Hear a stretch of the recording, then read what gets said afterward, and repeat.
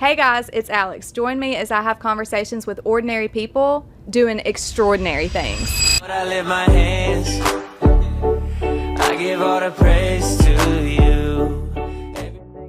Hey everybody, welcome to episode 5 of Ordinary People Doing Extraordinary Things. And today I'm here with Alix Gunner. She is an amazing woman. She is a wife and a mother of 3 and a boss babe. She is a vice president. She will give her full title. I'll let you introduce yourself. But I think what it really makes me admire you is I've watched your journey from us growing up together and now to you flourishing in your career. And I saw your post on LinkedIn, and I'm like, man, she is really killing it. And so, in a male-dominated field. And so I really want to hone in on those aspects of your leadership today. Awesome. I'm so happy to be here today. So thank you for having me. But yes, I'm Alix Gunner. I work for a local financial institution here in Tupelo, and I've been with them nearly 15 years, and I've worked in several different spaces and segments within the bank. I started out kind of in more of a retail space, but now I'm in an operational space. So my title is Vice President, Regional Retail Service Operations Manager. It's a long one. A mouthful. It's a mouthful. But yeah, I've loved it. I've never felt more fulfilled in a professional space than I do now. So Wow. I've loved it. Yeah. When you think about your role in leadership, and I'm sure you've learned several different things about leadership throughout your career, right? But what has been one of the hardest lessons that you've had to learn? And you know, most of the lessons that I've learned have been hard ones. Oh, yeah. So I think that probably the hardest lesson that I've learned that has the most value in it is not to take constructive criticism or maybe unfavorable feedback as a personal attack. Right. And I'll give you an example of that. So when I first started working at the bank, there was a lady that I looked up to a lot. She was in a leadership role, a great woman, like pretty much everything I aspired to be, you know. But when I say leadership, I mean like several, notches above where I was at that time. So every time that I would see her, her delivery was great, but every time I would see her, she would give me some type of improvement that I needed to make. And I took that so differently than I would take that now. Yep. So this one random day, she comes into the branch while I'm working. She goes into the spare office, and, my stomach drops. I'm like, what is she going to tell me today? So she asked me to come in the office. I go in and she tells me, whatever it was. I don't even remember now. But as I was walking out, I think that's the first time that she could visibly see that I felt defeated. Right. But as I was walking to the door, I reached for the doorknob and I start to turn it. And she said, Alex, wait just a minute. So I turned around. And she said, if I did not see potential in you, if I could not envision your growth, like with this company or in this, type of work, I wouldn't even bother to say anything. She wouldn't spend any time on it. Right. Yeah. She's like, what's the point? Yeah. So that really shifted my mindset to separate your identity from the feedback. That's right. That's not who I am. It's just something I need to work on and improve. And I've been able to take that with me as I've become a leader, and use that for my people now. So. Right. And you said you looked up to her. Absolutely. So there were things that you admired in her that she wanted to reflect back to you. And I'm guessing that maybe some of the things that she told you along the way, maybe you took those tidbits and implemented them. 100%. Yeah. I started seeing everything from that point forward, and not just from her, from other leaders as well, is like, this is a growth opportunity. Right. This is something that I can use to instill in me and to make improvements and to be better and grow, and I have. So, and I think a big part of that is because of her and because of tough conversations that I had with her. That's right. You manage people? Yes, I do. How many people do you manage? I was managing 17. Oh, wow. Yeah. Oh, Now wow. I've cut back a little bit just with how, the financial institution that I work for, how it's evolved. So now I'm down to 8. Okay. So I just have the state of Mississippi now. And I, in previous life, was having Texas, Arkansas, Missouri as Wow. well. So I've downscaled a little bit. Yes. So, yeah, it's been a challenge. So I manage people as well. for me, one of the hardest things that I've had to learn is to lead with empathy and how to manage all the different personalities. Yes. So do you you want to speak to that? Yes. And now, I mean, even in Mississippi, someone from Tupelo and someone from the coast, they're going to be different people. That's right. And of course, it's dependent on age or, environmental factors and just how they were raised, and it's different.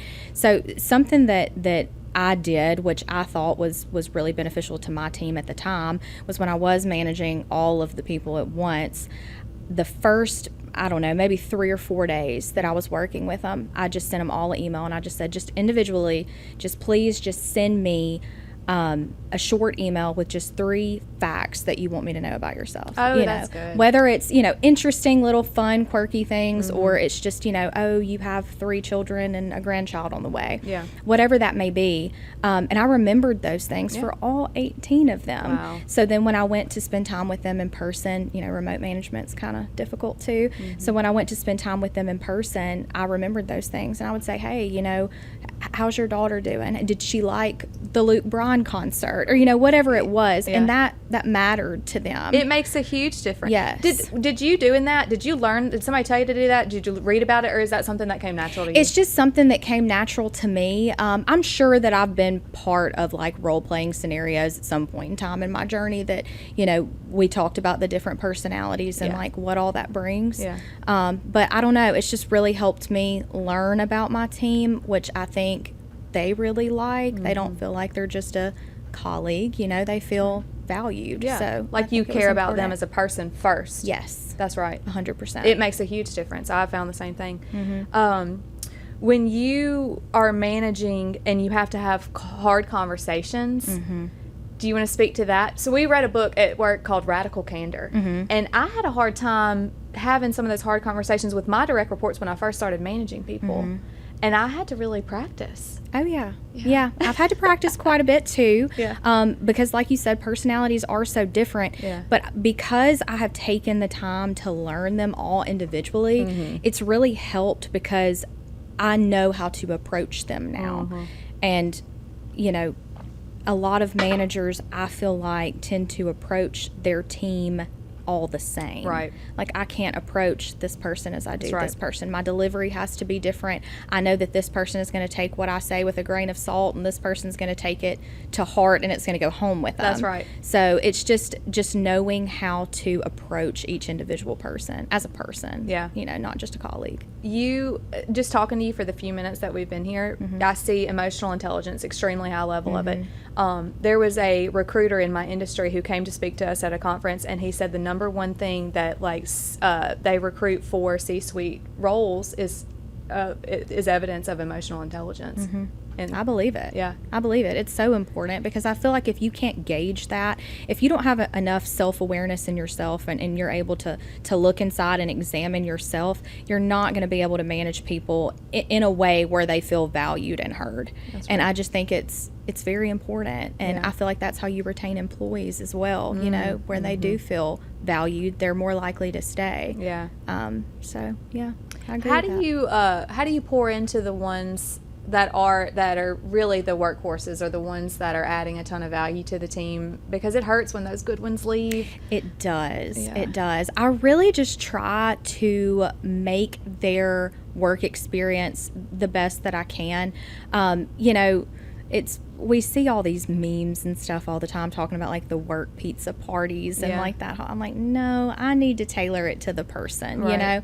So really, there's been times that I've had somebody on my team that's just really excelled and like just shown me like turned their whole district completely around operationally. And I'm like, not only am I going to give you kudos and shout you out to the whole company, Right. but also I know you really like Sephora, so I'm going to buy you a Sephora I gift do the card. same thing. Yes. And it makes it, because not all managers do that. Yeah. Oh, man. Yeah, so I just kind of try to tailor it individually to that person and what they like and what they enjoy. And now we've gotten to the point where, they still respect me as a leader, but they're still at that point with me where, they'll tell me about their weekend Yeah. unprompted. Right. And I'm like, that's what I want. That's how we build this. So I That love is that. so cool. I honor that in you so much. That's Thank really you. cool. When you're a female in a male-dominated industry, okay, So before you got to where you are, because now there's trust and respect, right? But getting there was not always that way, I assume. So do you want to talk about that experience? I will, yeah. So when I first started 15 years ago, we were very locally confined, I guess is the best word for it. We've grown a lot since then, which has been beautiful as a woman, specifically a young woman, because with that growth has come a lot of evolvement. Yeah. So when I first started, it kind of felt like we were on this good old boy system, like, who daddy knew, and you know how That's it, right. you know how The it goes. politics of it. Exactly, Yeah. exactly. And being from small town Mississippi, that's kind of just the game. Yeah. But now, because we have grown so much, there's definitely a lot more space for women than there was way back then. I mean, I would say that at least 50% of our leadership team are women. Yeah. So that has definitely changed. I would say as far as like the respect goes, I used to think that in order to gain respect specifically from men in the workplace, like I needed to be like the loudest one in the room. So I've learned over time that that's not necessarily true. Now, you can't be the quietest one either. That's right. But it's just very strange to me how, if I had a nickel for every single time someone called me difficult in the workplace, I could retire today. So, I've always I've always thought that was really funny, because I could see, a male around my age, and he could have very similar personality traits to me. And, he's described as ambitious and driven and confident. So it was always funny to me that, okay, well, I'm confident and driven and ambitious too, but as a woman, maybe that comes off as It's perceived difficult. differently. It is perceived differently. That's right. So I think the confidence thing is what truly earns you respect as a woman in the corporate world. Can we talk about confidence? Sure. Does that come naturally to you? Yes. Me as well. Me as well. Yeah. But there's a lot of women I'm finding on this 24 months journey that come to me and they're like, oh my gosh, you're so inspiring. Oh my gosh, I'm so encouraged by what you're saying. And I'm sure you get a lot of that as well. And they ask, how do you do it? And for me, sometimes it's hard to say, well, honestly, I just feel it. But it's also something I think that you build within yourself. Oh, it is. Yeah. And there are plenty of days that I have that I don't feel as confident. Right. But I hate to say, fake it till you make it, but that's kind of what I do. I just, look at myself and I'm like, you've got this. I'm big on affirmations. Oh, me too. I'm big on putting that positivity out into the universe and that you will get it back. And I mean, there in my brain, and I know that it's a little audacious, but in my brain, there's no world where I do not see myself accomplishing anything that I want to accomplish. There's truly not. And I just feel like if you put that out in the universe, that, the universe gives it back to you. God gives it back to you. So I just think it's The law special. of attraction. Yeah, absolutely. So what we think about, we accumulate more of in our life. You focus on the bad, you get more of the bad. You focus on the good, you get more of the good. And our minds are very powerful things. Oh, 100%. Every day, I'll do my little morning affirmations in the mirror. And one of the things I always say to myself is, anything that I desires for me to have it more. I say it every single day. And I'm like, so good. I could desire something so bad, but whatever that thing is, it desires for me to have it. That's right. That's right. And I believe it. Yeah, and we So. and I believe that attracts the things into the life that we want more of. And I try to tell people that, and it kind of sounds woo-woo to some people who don't believe that or That's understand true. it. Yeah. And then another thing is like as Christians, it can say, well, we don't honor the universe. Yeah. You can't you can't believe in God and in the universe. Well, God is the creator of the universe. That's true. And it's a energy is real. mindset thing, I mean, I truly feel like if you spend your time talking negatively to yourself or just speaking negative things out loud, then that's just the place that you're going to be. Right. You have to talk highly of yourself. You have to be positive about your situation, and it's not always easy to do, but I think that it makes a big difference. And speaking life over other people. Yes. So we talked about this on a few other episodes, right? I love that you saw Yeah, that. I That's watched so cool. it. I saw it. But we speaking life over other people, because man, sometimes somebody just needs a word. I'll give you an example. I posted something just the other day, and I said, look, life is short. We get like 79 years here average if you're lucky, you know. And so just whatever has been on your mind, it's there for a reason. Like, go do it. Yeah.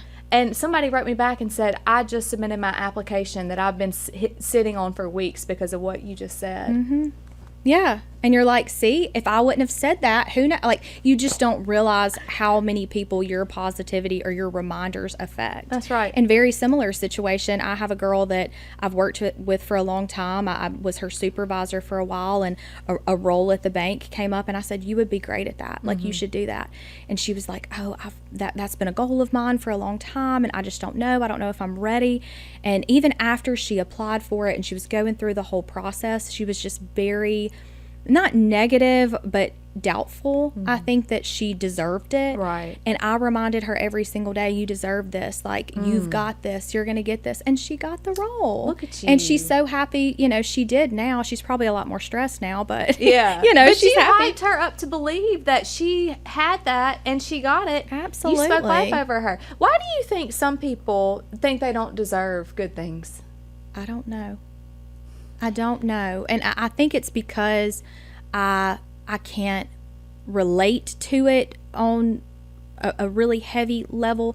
There have definitely been times, like just throughout my walk with God, that, I felt unworthy at times. Right. Based on things. And I mean, there's still some days that, with work and, I put a lot of value on accomplishments. Yeah. And I have to remind myself a lot that, my value is not based on accomplishments.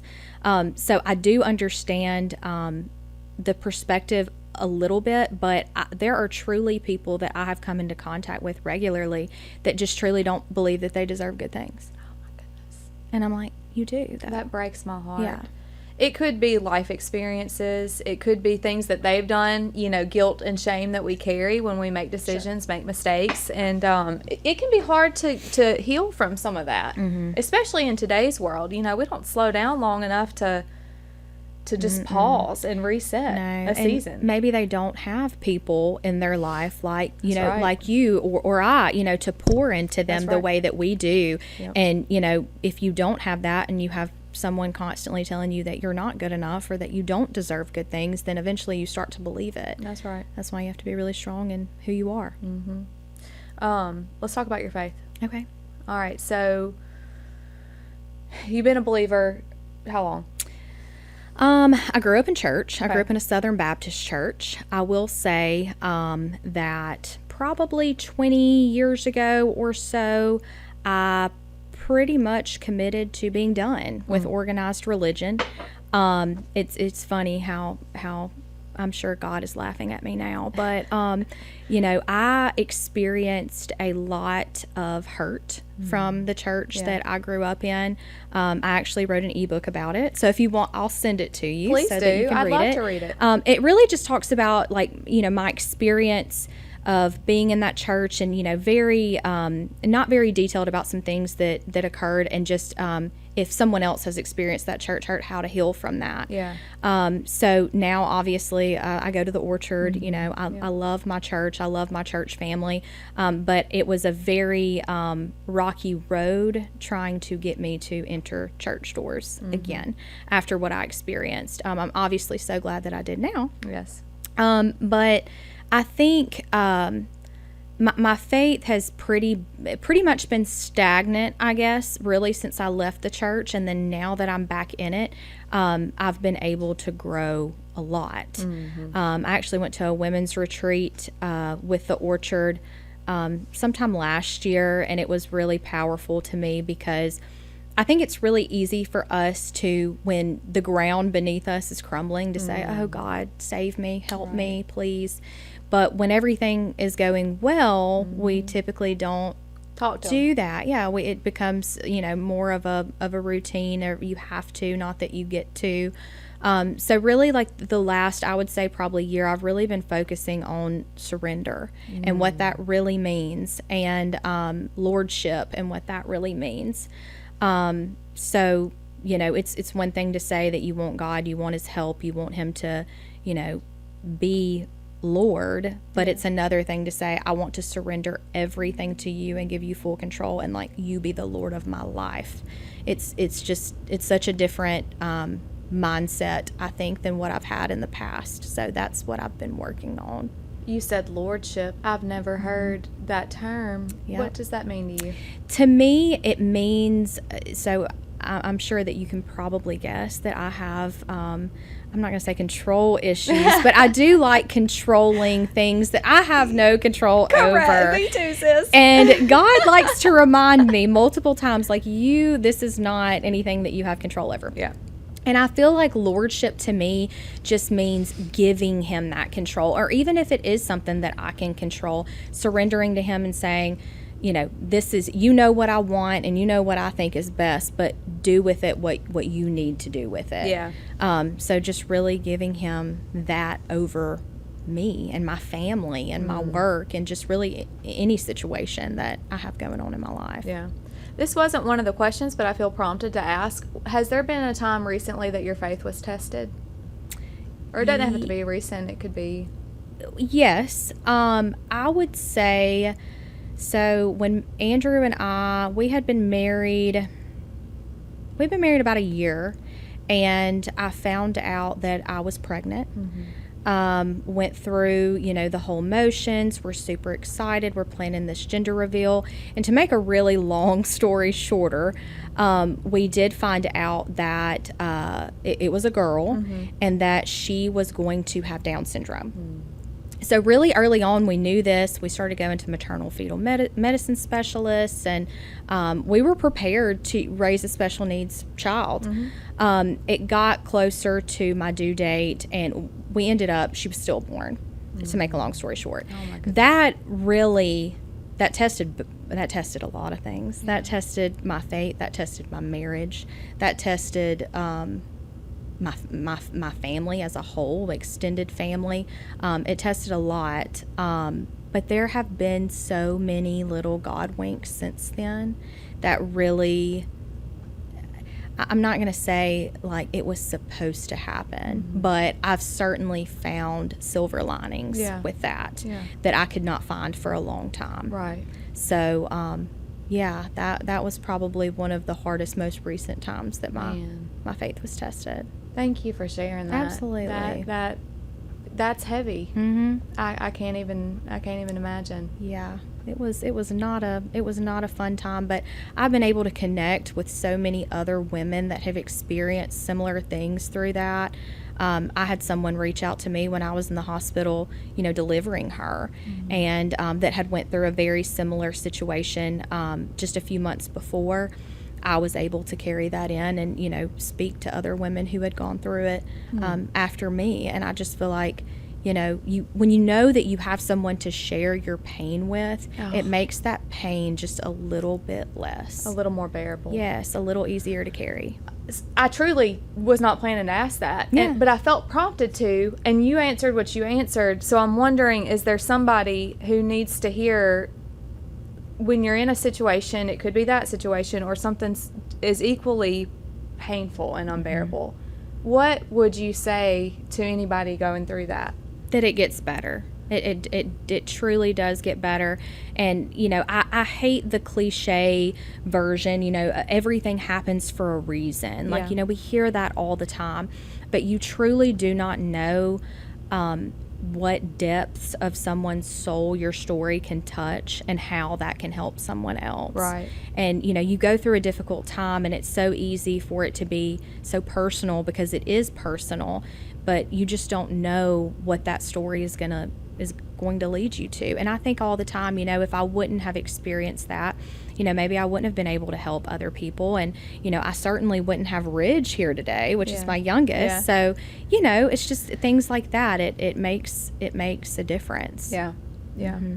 To honor your family, I'd like you to tell me or share with me anything you'd like us to know about your family, and then how do you show up at home? Is it the same as how you show up in your career, or is it different? It's such a funny question. So I've been married to Andrew since 2016.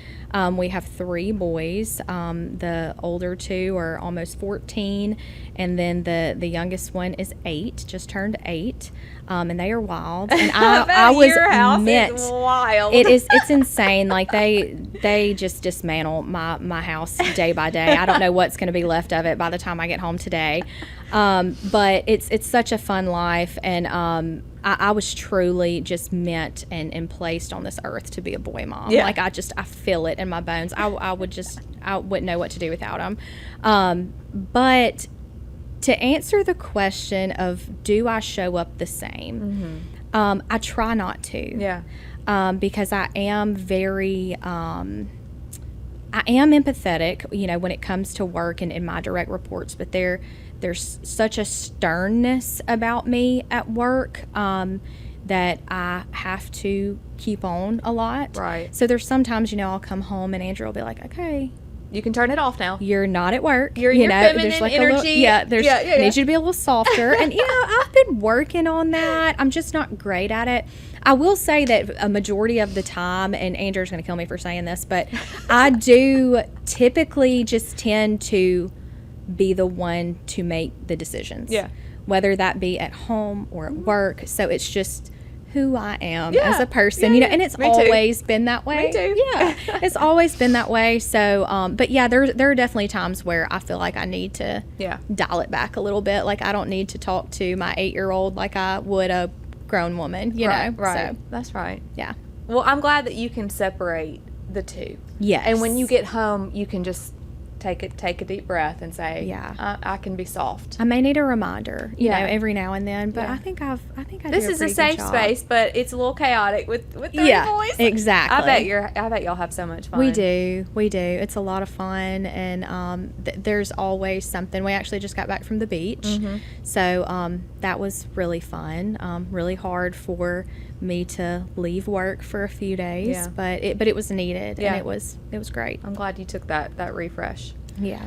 All right, last question to wrap up this episode. Okay. Which I want to also say I am just beyond thankful for you being here, Oh, because it's been more than I expected. Oh, Truly, well, just like good. your energy, and I had to say that.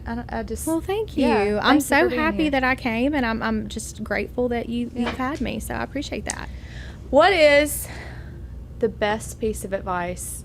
It doesn't have to be that you've ever heard, or it could be recent, but just something that sat with you. I have a male colleague that, he, bless him, he gets my venting a lot. 'Cause I know he understands, so he hears a lot of it. And if I'm not feeling very positive, or if I am having a moment where maybe my confidence is lacking, Yeah. professionally, he's usually the one that I talk to. And something that he said to me recently was, stop auditioning for your own life. Oh. And it took me a minute to really think about what he was saying. And, there was bits and pieces of our conversation that it's kind of all over the place.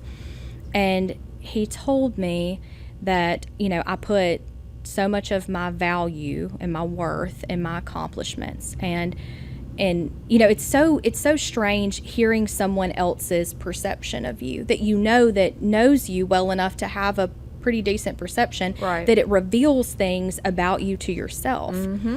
And Yep. he was reminding me about my need to earn. Yeah.